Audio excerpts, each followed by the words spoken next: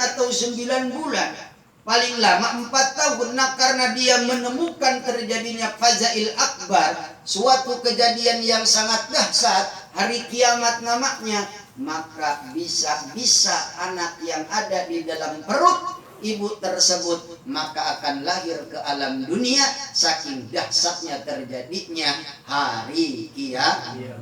Subhanallah. Wa qala al-insanu ma laha yawma idzin tuhadditsu akhbar bi anna rabbaka awhalaha. Karena itu semua Allah hancurkan yang ada di langit, Allah keluarkan yang ada di perut bumi. Bi anna rabbaka awhalaha, itu semua atas izin dan perintah Allah Subhanahu wa ta'ala. Cuman alhamdulillah kalau sekarang paling baru goyang-goyang doang. Baru goyang-goyang doang. Kalau untuk dikeluarin dari perut bumi semua mudah-mudahan kagak nemuin. Mudah-mudahan kagak menemukan. Kalau zalzalah itu luar biasa. Zalzalah mah emang dikoyak-koyak. Jadi kalau kayak kita ngambil ikan di kolam berenang digini-giniin kita. Nah, itu namanya zalzalah. Itu namanya ayo mau sampai kemana lo gitu. Itu namanya zalah, bukan goyang pas malam Jumat. Itu mah enak. Goyang malam Jumat mah enak, tapi dahsyat, sangat luar biasa. Sampai-sampai wa qala al-insanu ma laha yauma idzin tuhadditsu akhbaraha, pada hari itulah ternyata akan menceritakan segala perbuatan hidup kita selama hidup di bi anna rabbaka awhalaha, maka pada hari itu yauma idzin yasdurun nasu ashtaka, maka pada hari itu manusia akan menjadi 2 golongan, akan terbagi menjadi 2 kelompok. Tujuannya apa? Liyurau a'malahum, karena orang-orang tersebut dibagi 2 kelompok oleh Allah Subhanahu wa ta'ala. Liyurau a'malahum, karena Allah akan memperlihatkan amal perbuatannya selama hidup di dunia. Maka faman ya'mal mithqala dzarratin khairan yarah wa man ya'mal mithqala dzarratin syarran yarah. Faman ya'mal mithqala, barang siapa yang berbuat mithqala dzarrah, sebesar atau sekecil mithqala dzarrah, semut merah. Dzarrah itu semut merah. Semut merah yang goyang di rumput. Semut merah. Wa may ya'mal mithqala dzarratin khairan yarah, maka dia akan merasakan nikmat perbuatan baik tersebut, sekalipun perbuatan kecil sekecil semut merah. Itu akan kita rasakan nikmat kebaikan yang kita lakukan, sekalipun sekecil semut merah. Tetapi sebaliknya, faman ya'mal mithqala dzarratin syarran yarah, maka sebaliknya keburukan yang kita lakukan sama sekalipun hanya sekecil semut merah, ya roh, maka kita pun akan merasakan keburukan itu. Subhanallah. Jadi jangan merasa sia-sia ketika kita ngaji, ketika kita sedekah, ketika kita sholat, ketika kita infak, ketika kita segala macam. Itu hasilnya bukan untuk orang lain, tetapi hasilnya untuk diri kita masing-masing. Subhanallah. Nah itu. Jadi liyurau a'malahum, manusia terbagi menjadi 2 golongan. Golongan pertama golongan kebaikan, golongan kedua golongan keburukan. Apabila selama hidup di dunia dia pernah melakukan kebaikan sekalipun sekecil semut merah, maka dia akan merasakan nikmat tersebut. Dan sebaliknya, manusia apabila melakukan keburukan, kejelekan, maksiat kepada Allah Subhanahu wa ta'ala, sekalipun sekecil semut merah, maka itu pun akan dirasakan siksanya oleh orang tersebut. Nah, janji baginda Nabi Muhammad sallallahu alaihi wasallam, orang yang senantiasa membaca salawat kepada baginda Nabi Muhammad sallallahu alaihi wasallam, Allah Subhanahu wa Ta'ala akan selamatkan dari dahsyatnya hari kiamat yang sangat luar biasa. Subhanallah. Ukuran nggak punya duit di dunia mah kita masih bisa ngutang, Muhammad ya. Tapi nanti hari kiamat mau ngutang sama siapa? Selain amal kita kepada Allah, ternyata ada solusi selama hidup di dunia. Kita membaca salawat kepada baginda Nabi Muhammad sebagai kekasih Allah Subhanahu. Bahkan saking istimewanya baginda Nabi Muhammad sallallahu alaihi wasallam, namanya saja disandingkan dengan Allah Subhanahu. Asyhadu an la ilaha illallah, asyhadu anna Muhammadar Rasulullah. La ilaha illallah Muhammadur Rasul. Baginda Nabi sangat-sangat istimewa dibanding dengan nabi-nabi yang lain. Kalau nabi yang lain namanya tidak begitu banyak disandingkan dengan Allah Subhanahu wa Ta'ala, tetapi Nabi Muhammad namanya disandingkan dengan Allah Subhanahu. Bahkan tidak sempurna keimanan seseorang jika dia hanya beriman kepada Allah saja, kalau seandainya dia tidak beriman kepada baginda Nabi Muhammad sallallahu alaihi wasallam. Nah, orang yang senantiasa membaca salawat kepada baginda Nabi Muhammad sallallahu alaihi wasallam, maka janji Allah akan menyelamatkan daripada terjadinya hari kiamat yang sangat dahsyat. Bahkan wa kana ma'al ladzina an'amallahu 'alaihim minan nabiyyin wasiddiqin, orang yang senantiasa membaca salawat dia akan dikumpulkan beserta orang-orang yang telah diberikan nikmat oleh Allah Subhanahu wa Ta'ala dari para nabi, para siddiqin. Alhamdulillah. Subhanallah. Nah, itulah keuntungannya. Keuntungan bagi orang yang senantiasa membaca salawat kepada baginda Nabi Muhammad sallallahu alaihi wasallam. Alhamdulillah. Maka sebanyak-banyaklah membaca salawat kepada baginda Nabi, karena enaknya membaca salawat beda dengan membaca Al-Qur'anul Karim. Di mana saja boleh, selain di tempat yang dihitung kotor, dihitung hina, seperti ketika kita sedang di kamar mandi, itu tidak. Di motor boleh kita membaca salawat, lagi masak kita boleh membaca salawat, lagi ngasuh kita boleh membaca salawat kepada baginda Nabi Muhammad sallallahu alaihi wasallam. Lagi bawa motor kita mau kerja, sallallahu ala Muhammad, sallallahu ala Muhammad. Dari rumah ke kantor itu udah berapa kita membaca salawat kepada baginda Nabi Muhammad sallallahu alaihi wasallam. Subhanallah. Makanya orang-orang dahulu, kiai-kiai dahulu, ulama-ulama terdahulu, itu dia tidak pernah meninggalkan membaca salawat di tempatnya. Makanya dulu itu salawatan di musola segala macam, anak-anak suruh ke musola apa? Salawatan maksudnya apa? Biar biasa membaca salawat kepada baginda Nabi Muhammad. Ini mah salawat dilarang loh.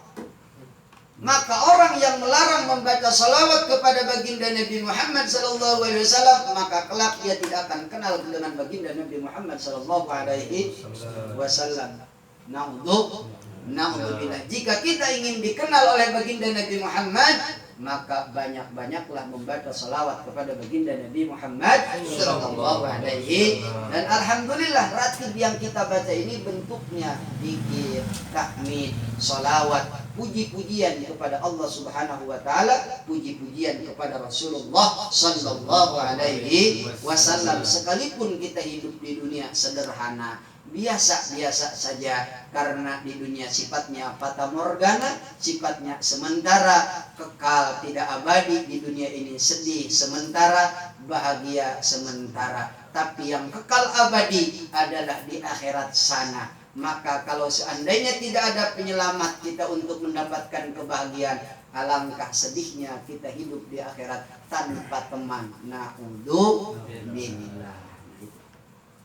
Bahkan an Aisyah radhiyallahu anha annaha qalat man ahabba Allah ta'ala aktsara dzikrah wa thamratuhu ay yadkhulullahu bi rahmati wa ghufraihi wa yadkhuluhul jannah ma'a anbiya'i wa awliya'ihi wa yukrimuhu bi ru'yati jamalihi wa man ahabba an-nabiyya alaihi salatu wassalam aktsara min as-salati alaihi wa thamratuhu al-wusulu ila syafa'atihi wa sahbatihi fil jannah.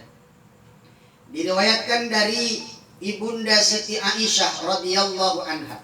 Siti Aisyah adalah istri daripada baginda Nabi Muhammad sallallahu alaihi wasallam. Siti Aisyah adalah istri Rasulullah paling muda, karena Siti Aisyah adalah putri sahabat Nabi yang bernama Abu Bakar Siddiq radhiyallahu taala anhu. Jadi Abu Bakar Siddiq mempunyai putri namanya Siti Aisyah dan dinikahkanlah dengan baginda Nabi Muhammad sallallahu alaihi wasallam. Itulah hebatnya Abu Bakar Siddiq, di samping sahabat Nabi, beliau pun mertua baginda Nabi Muhammad sallallahu alaihi wasallam. Bahkan bukan hanya sahabat di dunia, Abu Bakar Siddiq kuburannya saja bersanding dengan baginda Nabi Muhammad sallallahu alaihi. Jadi kalau kita ada ke Mekah atau ke Madinah, maka di situ ada makam Rasulullah. Makam Rasulullah itu bersanding dengan dua sahabat Nabi. Pertama Abu Bakar Siddiq, yang kedua Sayyidina Umar bin Khattab radhiyallahu anhu. Disitulah Abu Bakar Siddiq disandingkan kuburannya dengan baginda Nabi Muhammad sallallahu alaihi wasallam. Pindah sahabat Nabi yang bernama Sayyidina Utsman di luar daripada kuburan Nabi, pakai namanya.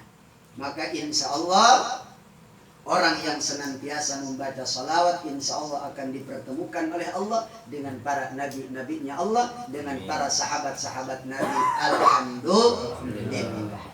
Jadi kata Siti Aisyah, man ahabballah aktsara dzikra, barang siapa yang mengaku dia cinta terhadap Allah Subhanahu wa taala, aktsara dzikra, tentu dia akan lebih banyak menyebut asma Allah Subhanahu. Jadi orang cinta itu ditunjukkan dengan banyak ia berbicara kepada siapa. Kayak dulu kita jatuh cinta kepada seorang perempuan, pasti yang diomongin itu mulu, betul? Nah, itulah tanda cinta.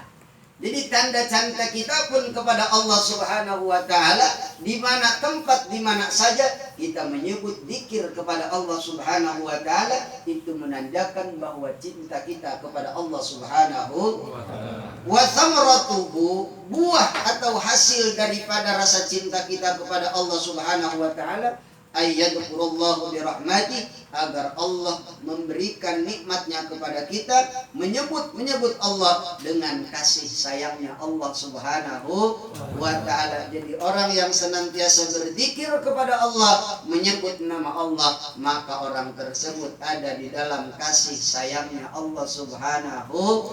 Jadi kalau orang sudah ada di dalam rahmatnya Allah, tenang. Orang kalau sudah ada di dalam rahmatnya Allah, karena masuk surga bukan karena ibadah kita, melainkan karena rahmatnya Allah, kasih sayang Allah. Dan rahmat Allah, kasih sayang Allah, Allah berikan kepada orang yang senantiasa mau sholat, senantiasa mau ngaji, senantiasa mau berzikir kepada Allah Subhanahu. Bagaimana rahmat Allah mau diberikan kepada orang, dianya saja jauh kepada Allah Subhanahu.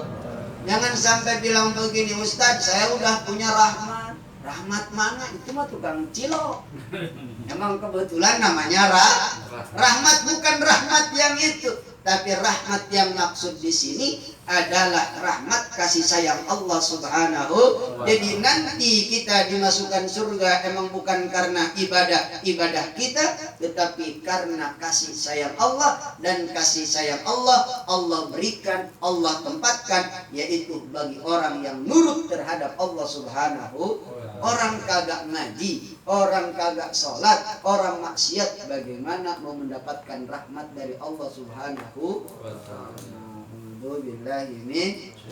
Bahkan wa ghufranihi, berharap hasil daripada kita berzikir kepada Allah agar Allah mengampuni segala kesalahan-kesalahan kita. Alhamdulillah. Dan berikutnya wa yadkhuluhu al-jannah karena Allah sudah mengampuni orang tersebut, diberikan rahmat oleh Allah Subhanahu wa ta'ala, maka jaminannya Allah akan memasukkan orang tersebut kepada surganya Allah Subhanahu wa ta'ala, ma'a anbiya'ihi, akan berkumpul dengan para nabi-nabinya Allah Subhanahu wa ta'ala. Sekalipun kita tidak pernah berkumpul dengan para nabi, Nabi Muhammad, Nabi Adam, Nabi segala macam, nanti kita bisa tahu, oh Nabi Muhammad begini.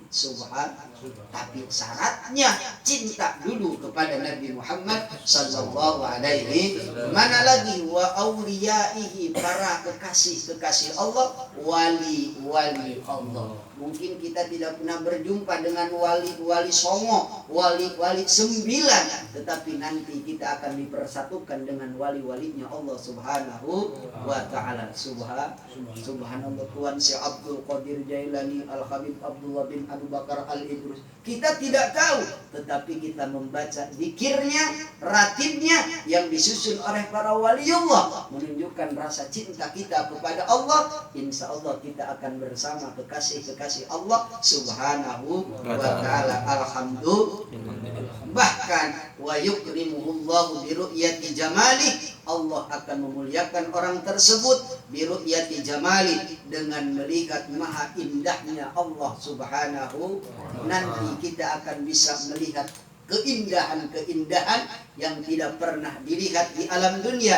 Melihat siapa? Melihat jamalnya Allah, melihat keindahannya Allah Subhanahu wa ta'ala. Kata Allah di dalam surat Al-Kahfi, "Faman kana yarju liqa'a rabbih falyamal 'amalan shalihan wa la yusyrik bi ibadati rabbih ahada." Faman kana, barang siapa orangnya, kana yarju, ia berharap, ingin berjumpa dengan Allah Subhanahu wa ta'ala, ingin bertemu dengan Allah Subhanahu wa ta'ala, maka konsep pertama yang diajarkan, falyamal amalan sholihah, berbuat amal soleh, wala yusyrik, dan yang kedua jangan menduakan di dalam ibadah kepada Allah Subhanahu wa ta'ala. Insya Allah.